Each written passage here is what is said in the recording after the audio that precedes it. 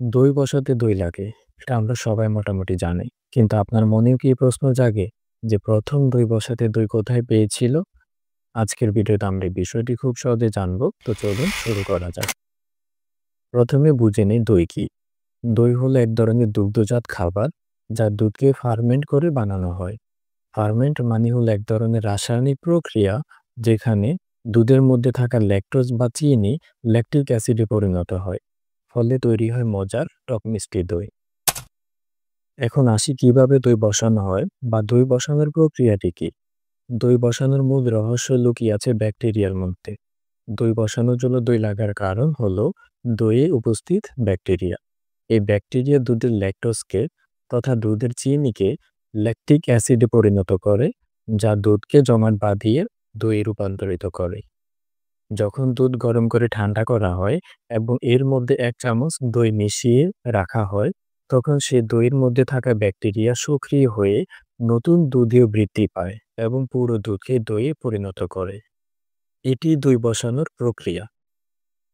কিভাবে দই বসাতে হয় তা না হয় বুঝলাম, কিন্তু প্রথম দই কিভাবে তৈরি হলো? দইয়ের উৎপত্তি নিয়ে নির্দিষ্ট কোনো লিখিত তথ্য না থাকলেও এর ইতিহাস অনেক প্রাচীন। মনে করা হয় দই প্রথম তৈরি হয়েছিল প্রাকৃতিকভাবে এবং দুর্ঘটনাক্রমে। আসুন জেনে নেই কিভাবে প্রথম দই তৈরি হতে পারে। প্রথম দই তৈরি সম্ভবত স্বাভাবিক প্রাকৃতিক প্রক্রিয়ায় তৈরি হয়েছিল। প্রাচীনকালে লোকেরা দুধ সংরক্ষণ করত মাটির পাত্রে বা চামড়ার পাত্রে। এই পাত্রগুলোতে স্বাভাবিকভাবে কিছু ব্যাকটেরিয়া থাকতে পারত, যা দুধকে দইয়ে পরিণত করত।